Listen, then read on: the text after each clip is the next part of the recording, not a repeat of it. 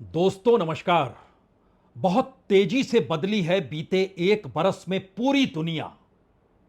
जो ताकत इससे पहले जिन देशों के पास थी, या तो उनकी ताकत खत्म हो गई या फिर उनकी ताकत के आश्रय अंतर्राष्ट्रीय तौर पर जो धमक हुआ करती थी, अब वह कमजोर पड़ चुकी है। यह सबसे बड़ा बदलाव मिडिल ईस्ट में या कहें खाड़ी देशों में खुलकर उभर कर सामने आ चुका है। और इन परिस्थितियों के बीच इजराइल की ताकत हो या अमेरिका की सौदेबाजी करने की परिस्थितियां, अंतर्राष्ट्रीय तौर पर सब कुछ बदल सा गया है। क्योंकि एक एक स्थिति को अगर आप परखना शुरू करेंगे तो अमेरिकी राष्ट्रपति के हर दावे को हर देश ने खारिज किया। भारत और पाकिस्तान के युद्ध को रुकवाने का दावा अमेरिकी राष्ट्रपति ट्रंप ने किया। भारत ने इस दावे को खारिज कर दिया और बाकायदा कल एक अमेरिका में दिए इंटरव्यू में भारत के विदेश मंत्री जयशंकर ने तो यहां तक कह दिया कि जब अमेरिका के वाइस प्रेसिडेंट यानी उपराष्ट्रपति जेडी वेंस ने प्रधानमंत्री मोदी को फोन किया तो मैं उस कमरे में मौजूद था। ऐसा कुछ भी नहीं है जिसका दावा ट्रंप कर रहे हैं। कमोवेश जेलेंस्की और पुतिन को लेकर भी युद्ध रुकवाने का दावा अमेरिकी राष्ट्रपति ट्रंप कर रहे थे, पुतिन ने खारिज किया, जेलेंस्की ने भी हाथ खड़े किए। इस तरीके से नहीं हो सकता है समझौता या सीज फायर।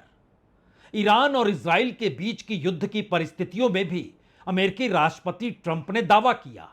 ईरान ने बिल्कुल इनकार कर दिया और कहा कि हम जीत चुके हैं और इजराइल को मात दे चुके हैं, और ऐसे में सीज फायर का सवाल नहीं, सवाल है कि हम अपनी शर्तों पर युद्ध से तब वापस जा रहे हैं जब इजराइल ने हमले करने बंद कर दिए, जो हमने पहले ही कहा था कि उसने शुरुआत की है, तय उसे ही करना है, हम तो युद्ध आखिर तक लड़ेंगे। और अब इजराइल और गाजा के बीच के सीज फायर का ऐलान अमेरिकी राष्ट्रपति डोनाल्ड ट्रंप ने किया है। और यह सवाल बड़ा हो गया है कि जिस दावे को उन्होंने किया है उसमें पहली बार उन्होंने खुले तौर पर जिक्र किया है, जो जिक्र इजराइल और ईरान के सीज फायर को लेकर नहीं किया था, लेकिन गाजा और इजराइल के सीज फायर को लेकर उन्होंने कहा है कि इसमें बड़ी भूमिका कतर और इजिप्ट की रही। इन तमाम परिस्थितियों के बीच बड़ा व्यापक परिवर्तन अंतर्राष्ट्रीय ताकत के तौर पर इसलिए बड़ा हो चला है क्योंकि इन सब के बीच ईरान ने पूरे तरीके से संयुक्त राष्ट्र की जो परमाणु संस्था है IAEA, जो निगरानी रखती है, खुले तौर पर उसके साथ सारे संबंध ईरान ने तोड़ दिए हैं। न सिर्फ संबंध तोड़े हैं बल्कि आरोप यहां तक लगाए हैं कि दरअसल IAEA के चीफ जासूसी कर रहे थे इजराइल के लिए और अमेरिका पीछे खड़ा था।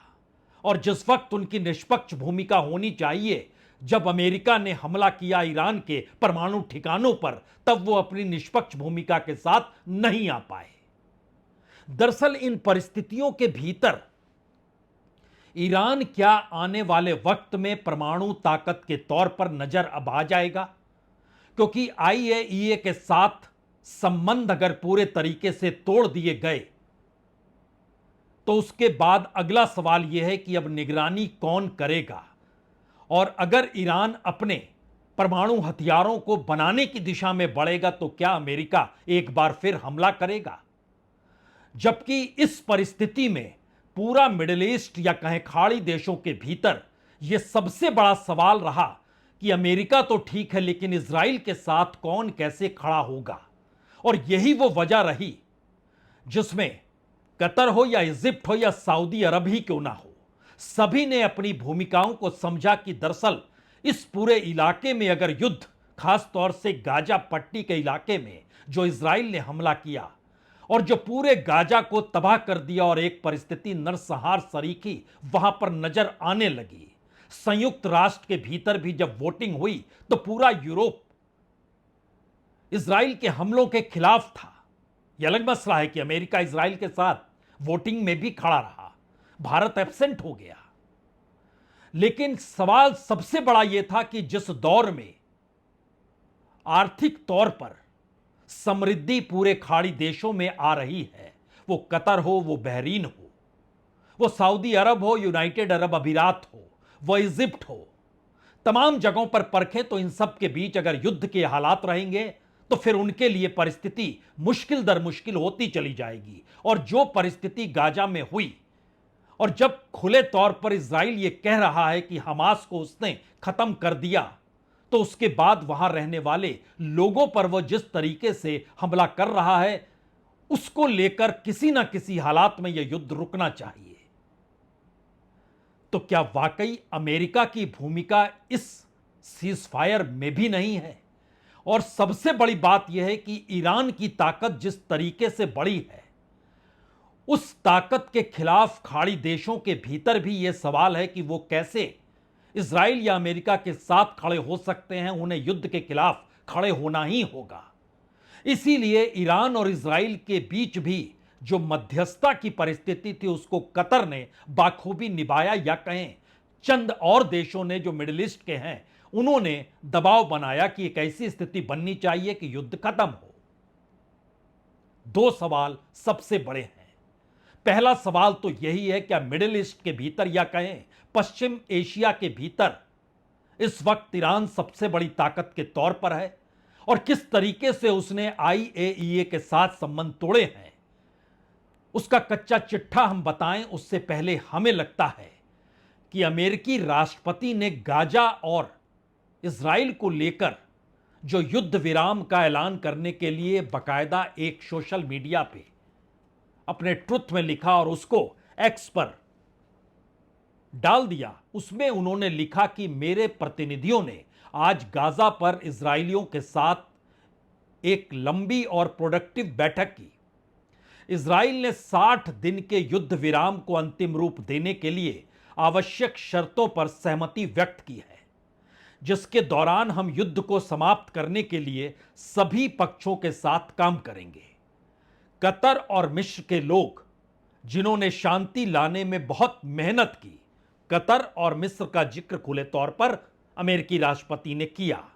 इस अंतिम प्रस्ताव को वह पेश करेंगे और मुझे उम्मीद है कि मिडिल ईस्ट की भलाई के लिए हमास इस डील को स्वीकार करेगा, क्योंकि यह सबसे बेहतर होगा। अन्यथा केवल सिर्फ बदतर और बदतर स्थिति होती चली जाएगी। यह बात उन्होंने सोशल मीडिया पर इस तरीके से लिखी।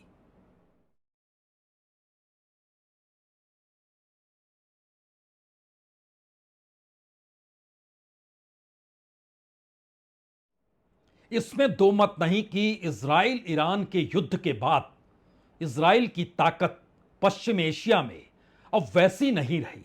नेतान्याहू की धाक अब पुरानी तर्ज पर नहीं रही और अब नेतान्याहू अगले हफ्ते अमेरिका जाएंगे। व्हाइट हाउस में अमेरिकी राष्ट्रपति ट्रंप के सामने बैठेंगे और वो चाहेंगे कि इस तरीके से सीज फायर नजर आए जिसमें उनकी जीत दिखाई दे, कम से कम उनके अपने देश में, क्योंकि इजराइल के भीतर एंटी वार सेंटिमेंट्स बहुत जबरदस्त तरीके से है और वहां पर जो भी ओपिनियन निकल कर आ रही है उसमें आधे से ज्यादा इजराइल का मत युद्ध में नहीं जाने का है। दूसरी तरफ गाजा में कुछ भी नहीं बचा है और गाजा की परिस्थितियों के साथ इस दौर में इजराइल का कमजोर होना या फिर उलट ईरान का मजबूत होना और परमाणु हथियारों की दिशा में उसका कदम बढ़ना और खुली चुनौती के साथ अंतर्राष्ट्रीय मंच पर दुनिया के तमाम मुस्लिमों से ऐलान और आह्वान करना कि सभी एकजुट हो जाएं, यह परिस्थिति नई चुनौती के साथ पूरे मिडिल ईस्ट को शायद अंदर से हिला रही है। क्योंकि जो स्थिति एक बरस पहले, हमें लगता है एक तस्वीर पहले देख लीजिए, गाजा की यह तस्वीर है। पहली तस्वीर आपको नजर आएगी जब युद्ध शुरू नहीं हुआ था, गाजा कैसा शहर था, और उसके बाद मौजूदा वक्त में जो बदहाली और पानी और अनाज तक का संकट वहां जिस तरीके से नजर आया और छोटे छोटे बच्चे जिस तरीके से वहां आसमान तले जिंदगी जी रहे थे और कुछ भी नहीं, उन आंखों में झांक कर देखिए, ये परिस्थितियां पूरे मिडिल ईस्ट को डरा रही है। क्योंकि युद्ध अगर नहीं रुका, सीज फायर ना होता, तो फिर स्थिति विकट हो जाती। इसीलिए मिडिल ईस्ट के देश एकजुट हुए हैं। और वो ये मानकर चल रहे हैं कि इस युद्ध को रुकना ही होगा। लेकिन इस तस्वीर को देख लीजिए, पहले युद्ध से पहले की तस्वीर और उसके बाद युद्ध के बाद मौजूदा वक्त, आज और कल की तस्वीरें।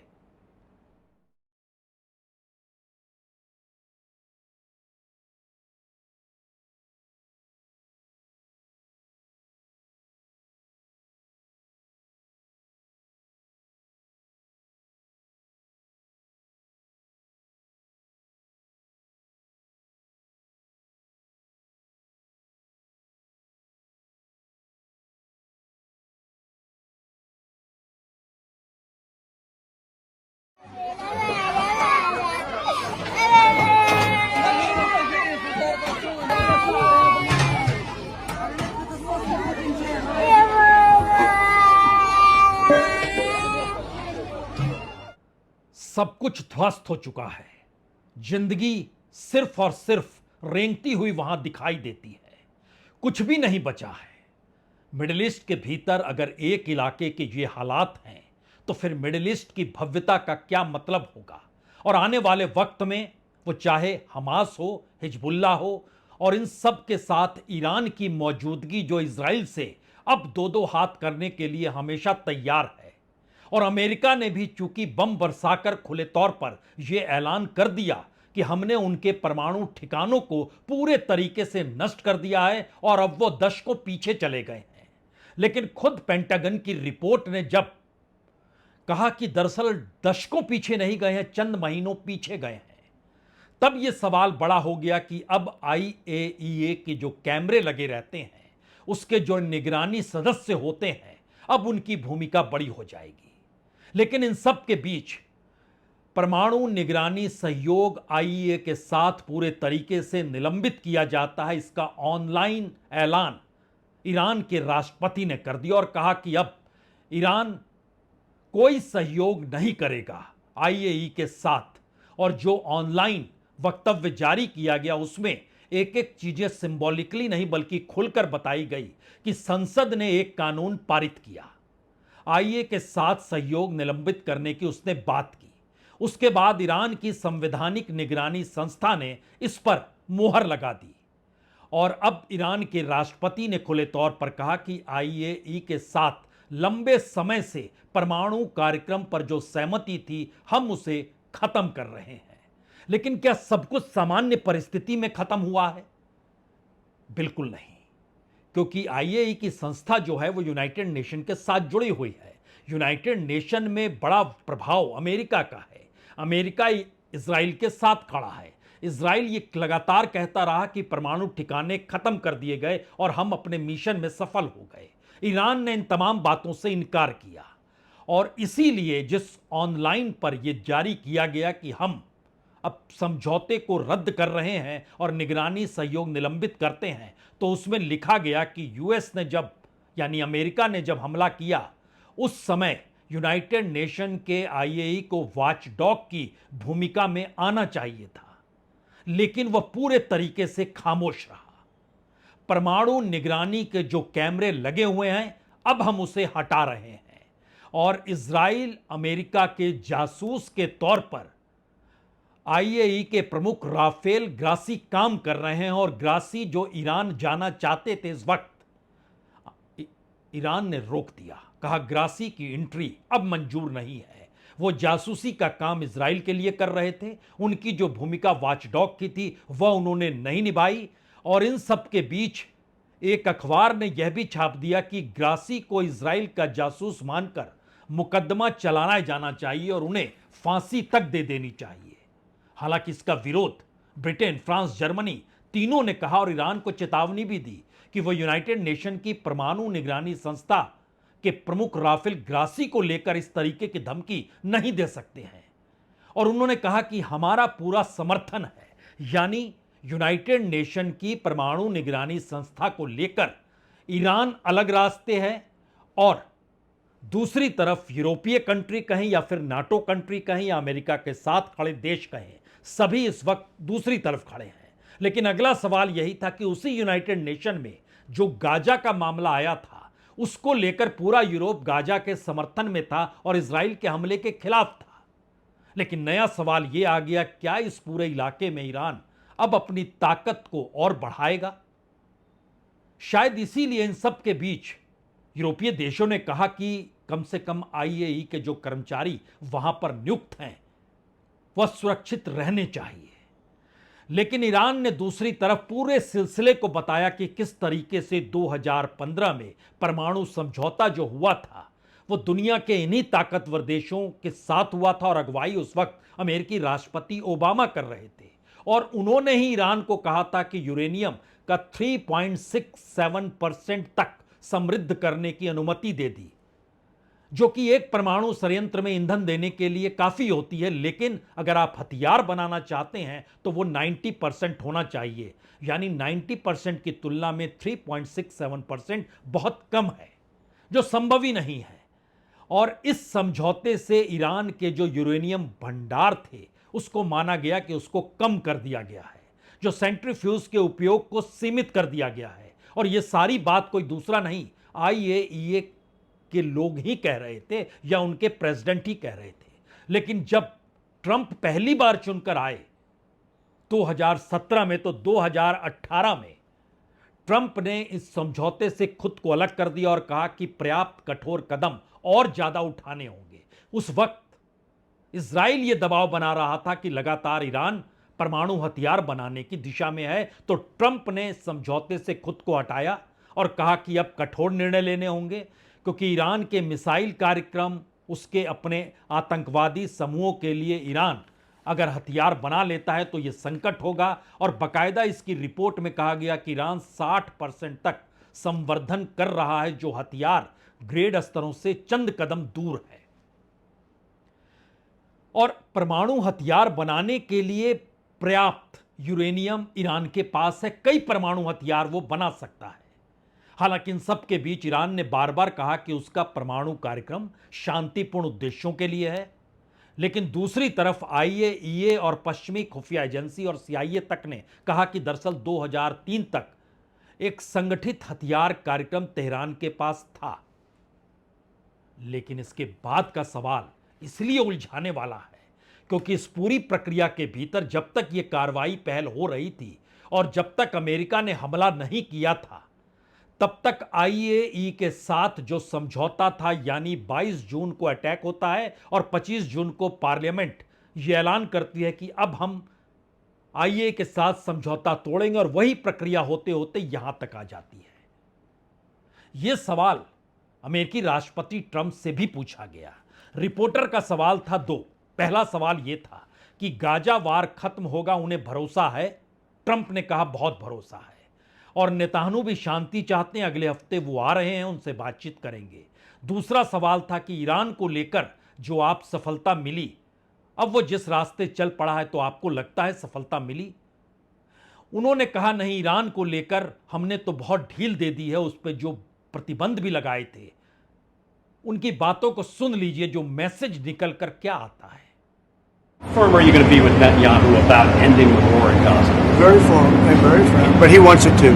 I will tell you. He's coming here next week. He wants to end it too. We had a tremendous success with Iran. They won't have me.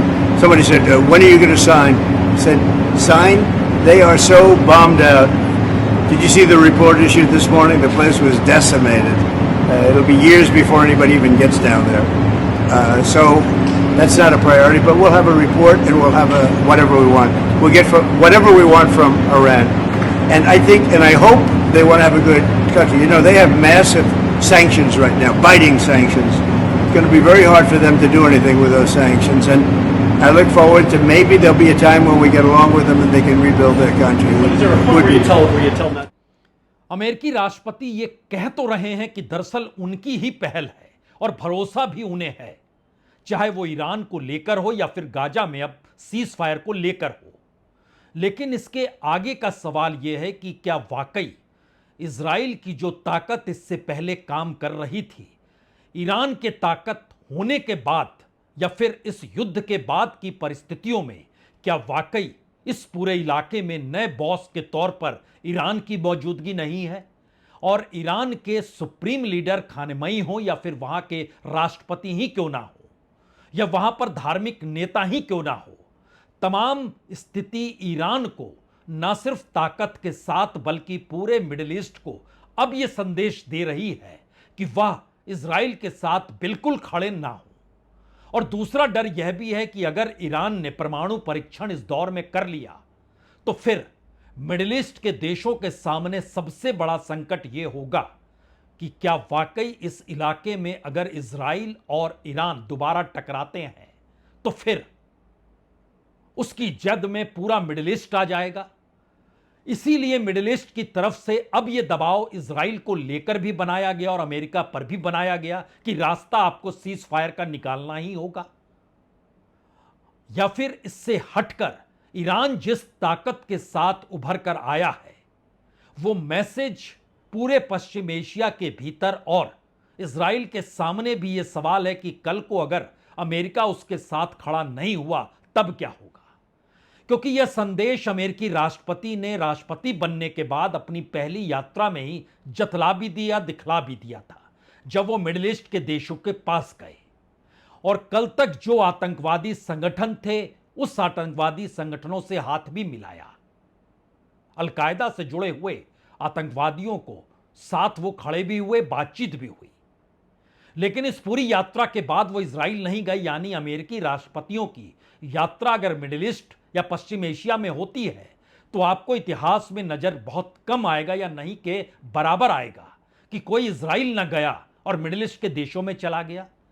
यानी अमेरिकी राष्ट्रपति की जो पूरी मेक अमेरिका ग्रेट अगेन है उसमें मिडिल ईस्ट की जरूरत उन्हें पड़ेगी, यह उनको पता है। और इस दौर में खास तौर से चीन और रशिया जिस तरीके से नजदीक आ चुके हैं उसमें उनकी कौन सी भूमिका किस तरीके से होगी, इसीलिए अमेरिका के सामने भी मजबूरी है कि इजराइल को वो कई कदम पीछे ले जाएं।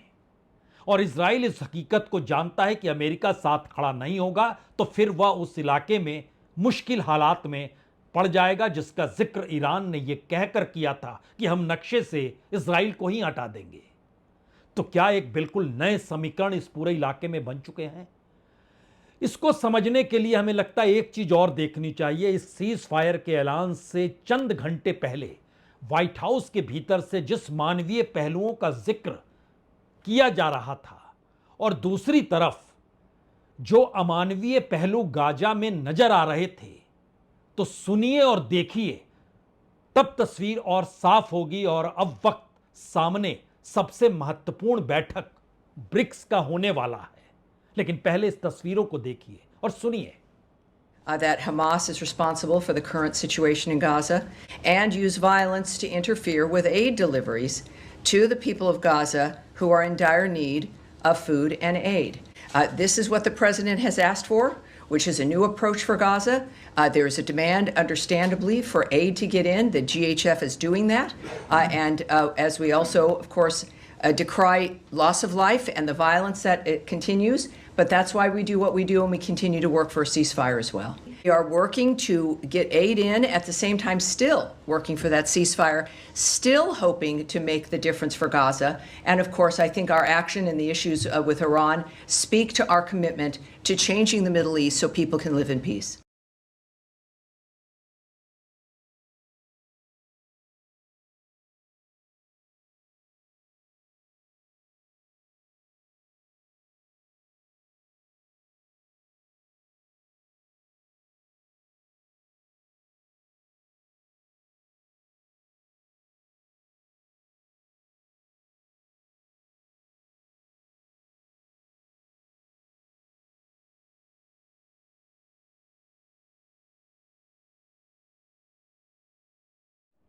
व्हाइट हाउस मैसेज दे रहा है कि दरअसल गाजा में जो हुआ उसके पीछे हमास है, हमास की वजह से ही ये हालात हुए।